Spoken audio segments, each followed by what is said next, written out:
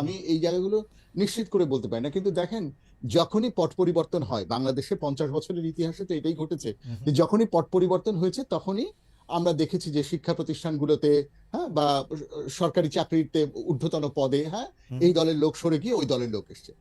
এখন জামাত যদি এসে থাকে, এবার এত কথা হচ্ছে কেন? তার মানে হচ্ছে আওয়ামী লীগ সরে গেল, তাহলে ডিফল্ট চয়েস কি ছিল? তাহলে যে বিএনপি। এখন বিএনপি বাদে যেখানে যেখানে যা কেউ আসতে পারে, যেহেতু জামাত এখন বিএনপির সবচাইতে বড় রাজনৈতিক কন্টেন্ডার, সবচাইতে বড় রাজনৈতিক প্রতিপক্ষ হিসেবে মাঠে আবির্ভূত, জামাত নিশ্চয়ই চেষ্টা করবে যেই সুবিধাটা বিএনপি নিত এই সরকারি পদ পদবিতে, গুরুত্বপূর্ণ জায়গাতে বিএনপি সেই জায়গাটাতে, যেই জায়গাতে আওয়ামী লীগ এতদিন বসেছিল, জামাত নিশ্চয়ই সেখানে দখল করতে চাইবে। ফলে দেখেন, আমি কিন্তু এটা দেখি, এবং এই পুরো লড়াইটা হচ্ছে রাজনীতির মাঠের লড়াই। সেটা শিক্ষা প্রতিষ্ঠানে, পাঠ্যপুস্তকে, হাসপাতালে, সব জায়গাতেই আপনি দেখতে পাবেন কম বেশি। হ্যাঁ, আগে সাচিবের গুরুত্ব ছিল, এখন আসবে আপনার ড্যাবের গুরুত্ব, ধরেন কথার কথা। তো এগুলো তো ঘটবে তো। এবং আগে নীল দল ছিল, এখন সবাই হঠাৎ করে আপনার হঠাৎ করে গোলাপি না, একেবারে সাদা হয়ে যাবে সবাই, তাই না? তো হঠাৎ করে সাদা হয়ে যাবে একদম। তো এখন তো এগুলো ঘটে, এগুলো বাংলাদেশে ঘটে, এবং আমি বলবো না যে বাংলাদেশের যেটা রুহুল কবির রিজভী বলছেন সেটার মধ্যে যে কোনো সত্যতা নাই, তা আমি বলবো না। কিন্তু আবার ধরেন, এই যে আপনি আমার উদাহরণ নিয়ে আসলেন, আমি খুব ভালো উদাহরণ না। আমার ধারণা যে এরকম আপনি খুব বেশি লোক পাবেন না যারা কোনো সরাসরি কোনো দলীয় রাজনীতিতে সম্পৃক্ত না, কিন্তু তারা নিয়োগ পেয়েছেন, সেটা আপনি পাবেন না। অন্তত সিম্প্যাথাইজার, খুব স্ট্রংলি সিম্প্যাথাইজার এমন মানুষজনকেই সাধারণত এবারও আপনি পাবেন বেশিরভাগ ক্ষেত্রে। তবে আমার রিজভী ভাইয়ের কথা প্রসঙ্গে আমার এইটা বলার থাকে যে দেখেন, মানে উনি যেটা বলছেন সেটা সত্য, কিন্তু তারপরে কি, মানে এটা তো এরকমই তো হওয়ার কথা যে একটা দল সরে গেছে, এবার অন্য দল আসবে। এখন যদি সব জায়গায় বিএনপি থাকতো, যদি সব জায়গায় বিএনপি বসে যেত, তাহলে তো রিজভী ভাই এই কথাটা আর বলতেন না। কিন্তু অন্তর্বর্তীকালীন সরকার বইলাই এইটাকে মনে হইতেছে যে এটা একটু বেশি, কখনো মনে হইতেছে যে এটা অমুক দলকে বা তমুক দলকে অনেক বেশি সহায়তা করছে। আপনি দেখবেন সরকারি উপদেষ্টারাও বলতেছে আপনারা যে এইখানে এই প্রভাব বিস্তারের কথা বলতেছে, তাহলে আপনারা যে সচিবদের মধ্যে প্রভাব বিস্তার করেন, তদবির করেন, সেগুলিও বন্ধ করতে হবে। মানে এটা একটা আসলে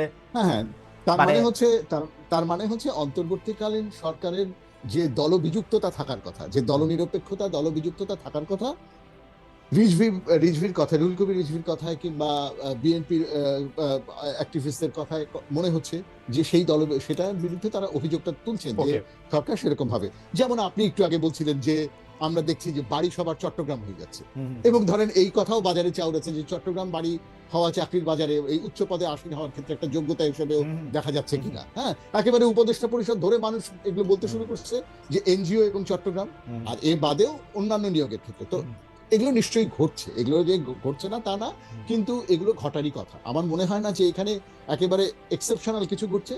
রুহুল কবির রিজভী যে পয়েন্ট আউট করছেন সেটা তার রাজনীতির জায়গা থেকে করছে, জামাত এবং বিএনপি তার জায়গা থেকেই লবিং গ্রুপিং করছে। কিন্তু আপনি যদি বলেন, বাস্তবতা হচ্ছে আমরা যারা বড় দলের মাৎসন্যায় দেখতে চাই না, বড় দলগুলো প্রতিষ্ঠানগুলোকে গিলে খাক, এটা আমরা যারা দেখতে চাই না, তারা কিন্তু চেয়েছিলাম যে এই সময়ে যোগ্যতর লোকজনদেরকে খুঁজে আনা হবে, দলের বিবেচনা গৌণ হয়ে পড়বে, এবং একটা লোকের দল সংশ্লিষ্টতা থাকতেই পারে, তিনি একটা দলের সমর্থক হতেই পারেন, কিন্তু সেটা গৌণ হবে, মুখ্য হবে তার যোগ্যতা।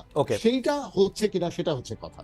আচ্ছা, আমি আপনার কাছে বরং আলাদা করে প্রশ্ন করবো, সেটা হচ্ছে কিনা। আমি একটু প্রফেসর সুমন রহমানের কাছে যেতে চাই, প্রশ্নটা করে রাখি। আপনি বড় দলের মাসান্নয় দেখতে চান না, ছোট দলের মাসান্নয়কে আপনি অত বেশি মানে অপরাধ করতে পারে না খালেদ। আচ্ছা, আপনি ভুল করছেন। পারে কি পারে না, বাংলাদেশে আসলে এটা একটা মোটামুটি ভাবে সব সম্ভবের দেশ। আমাদেরকে একটু প্রফেসর সুমন রহমানের কাছে অরিজিনাল প্রশ্নের আগেই একটা প্রশ্নে ফিরতে হচ্ছে, কারণ অনেকেই বলছেন যে অধ্যাপক রহমান হান্নান মাসুদের ব্যাপারে আসলে কিছু বলতে চাইছিলেন, আমার প্রশ্নের তোরে হয়তো সেটি হারিয়ে গেছে, এটা যদি একটু বলতেন প্রফেসর রহমান। আপনার প্রশ্নটা ছিল হান্নান মাসুদ ইউলেবে, মানে উনি কোন ক্যাপাসিটিতে ইউলেবে এই মানে এটা করলেন? উনি কি একজন সমন্বয়ক হিসেবে ওনাকে আসলে কোনো দায়িত্ব দেওয়া হয়েছে নাকি? মানে এটা ঠিকই আছে? আমি যতখানি জানি যে যখন এই ইয়েটা চলে, এই অচলাবস্থা তৈরি হয়, তখন হান্নান মাসুদ এসেছিলেন, দায়িত্বপ্রাপ্ত হয়ে এসেছিলেন, এবং এটা আসলে তখন এমন কোনো ব্যক্তিত্ব দরকার পড়েছিল যার কথা এই ছাত্ররা শুনবে। তো সেই জায়গা থেকে তাকে ডাকা হয় তিনি আসেন এবং তিনি একটা সুরাহা করার চেষ্টা করেন। তো সেটা কিন্তু আসলে এইখান থেকে আমি যে জুলকারনাইন স্যারের আমি ওই আলোচনাটা দেখেছি, তো আমি নিশ্চিত না, আমি যতখানি জানি যে এখান থেকে আসলে এক ধরনের চাওয়া হয়েছিল সরকারের কাছে, সাহায্য চাওয়া হয়েছিল যে এই অবস্থার যাতে নিরসন হয়, এবং সেই চাওয়ার প্রেক্ষিতে আমরা আসলে হান্নান মাসুদকে দেখি।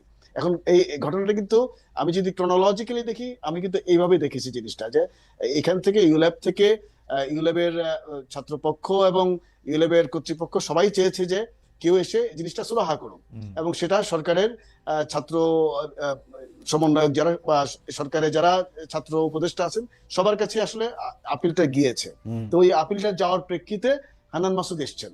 তো কাজী হান্নান মাসুদ আলাদা করে নিজ দায়িত্বে এসছেন এটা আমার কাছে বিশ্বাসযোগ্য মনে হয় না, বরং আমি দেখছি আসলে এই আলাপের প্রেক্ষিতে হান্নান মাসুদ ইউল্যাবে এসেছিলেন। এটা কিন্তু আলাপের আমার প্রেক্ষিতে এসেছেন, মানে মানে হঠাৎ করে না, মানে না, হঠাৎ করে তিনি আসেন, আলাপের এবং শুধু হান্নান মাসুদ একা আসেননি, তো সেখানে আমি উমামাকে দেখেছি, উমামা এসেছেন। সো কাজী এটা তো একটা টিম এসেছিল, হান্নান মাসুদ একা না। ওকে, আচ্ছা আমি এই প্রশ্নটা করতে চাই কিন্তু মানে একটু ভয়ে ভয়ে, কারণ ইদানিং যে কোনো প্রশ্ন করতে গেলেই ভয় লাগে। মানে আওয়ামী লীগের আমলে হয়তো ভয় লাগতে পারে, আওয়ামী লীগের আমলেও ভয় ছিল, কিন্তু এই আমলে ভয়টা মনে বেশি।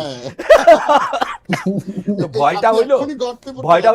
ভয়টা হইলো যে আমাদের কাছে অনেক মানে প্রফেসর রহমান এবং প্রফেসর ফেরদৌস আপনি বিশ্বাস করেন যে মানে আমরা খুবই অসহায় বোধ করি, কারণ শত শত হাজার হাজার লোক আমাদের কাছে আসলে চিঠি পাঠায় একটা বিষয় নিয়ে বারবার পড়তেছে, সেটা হচ্ছে বিসিএস এর নিয়োগে যারা সুপারিশপ্রাপ্ত হয়েছেন তাদের মধ্যে বাতিল দেয়া, যে মানে 43তম বিসিএস এ যে পুলিশের এরা বাদ পড়ছেন সেটা কোন জায়গা থেকে হয়েছেন, যাদেরকে নন ক্যাডার দেওয়া হয়েছে তাদেরকে কোন জায়গা থেকে বাদ দিয়েছেন। এই ব্যাপারগুলি আসলে আপনারা মানে কিভাবে দেখেন যে মানে এটা ঠিক আছে, মানে এটা কি এইটার থেকে আসলে রক্ষা পাওয়ার উপায় কি?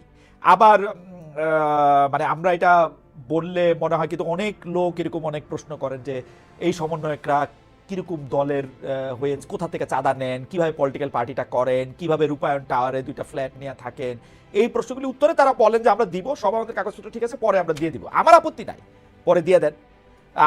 আপনার বাবা গিয়ে কোথাও তদবির করতেছে কিনা আমার আপত্তি নাই, বাবারা তদবির করার জন্যই হয়, মন্ত্রীর বাবা তদবির করবে না, তদবির করবে কে? এটা আমার কাছে ভালোই মনে হয়, খারাপ লাগে না খুব একটা। কিন্তু এইটা আসলে একই ঘটনার আমরা মানে মানে আমাদের দেজাবু হইতেছে কিনা, মানে একই ঘটনার পুনরাবৃত্তি না, আপনি 3,000 কোটি টাকার দুর্নীতি বা 13,000 কোটি টাকার দুর্নীতির সাথে রূপায়ণ টাওয়ারের ভাড়ার দুর্নীতি যদি দুর্নীতি হয়ে থাকে, এটা মেলাবেন আপনি? তো আমার কাছে আমার হয় কি, আমি সিম্বল দেখি এইভাবেই শুরু হয় আসলে, শুরুটা এমনি হয়। অ্যাবসলিউটলি আওয়ামী লীগের শুরুটা একদম এরকমই হয়েছিল, কারণ এটা 1972 সালেও তাই হয়েছিল। সুমন ভাই আপনাদের কাছ থেকেই শেখা যে তাই হয়েছিল, 2009-10 ওইটা থেকেই হয়েছিল। যে আমরা ধরে নিচ্ছি যে এখানে একটা জবাবদিহিতার মামলা আছে এবং এই জবাবদিহিতাটা তারা করবে। মিনওয়াইল আমরা যদি আমরা জিনিসটাকে হিস্টোরিক্যালি আবার যদি দেখি, অর্থাৎ মার্ক্সের একটা বিখ্যাত কথা আছে যে ইতিহাসে একটা নায়ক দুবার আসে, প্রথমবার ট্র্যাজেডি হয়ে, পরের বার কমেডি হয়ে। সো আপনি এটা আশাই করতে পারেন যে আওয়ামী লীগের আমলে যেভাবে জিনিসগুলোকে পলিউট করা হয়েছিল, করাপশনটা যেভাবে ইনস্টিটিউশনালাইজ করা হয়েছিল, এই আমলে সেটা হবে না, ওনারা চাইলেও হবে না। কিন্তু আমাদের মনে হয় যে যেটা করা দরকার অ্যাবসলিউটলি, এই যে নেতৃত্ব যারা দেশকে একটা বিপ্লব করে এই দেশকে মুক্ত করেছে, তাদেরকে একটা লেভেল পর্যন্ত আমাদের ট্রাস্ট করা দরকার। আমি পার্সোনালি মনে করি যে আমি ট্রাস্ট করতে চাই, ট্রাস্ট করে ঠকতে চাই। হ্যাঁ, কারণ এই মানে আমি আপনার সাথে এটাতে একদম একমত যে আমি ট্রাস্ট করতে চাই, ট্রাস্ট করে ঠকতে চাই। কারণ আওয়ামী লীগ বিএনপি দের তো আমাদের চেনা আছে, তো আওয়ামী লীগ বিএনপি দের ট্রাস্ট করে অলরেডি ঠকছি, এখন নতুন একটা দলকে ট্রাস্ট করে ঠকি, নতুন করে একটা দলকে ট্রাস্ট করে ঠকি। এটা ভালো, এটা খারাপ না।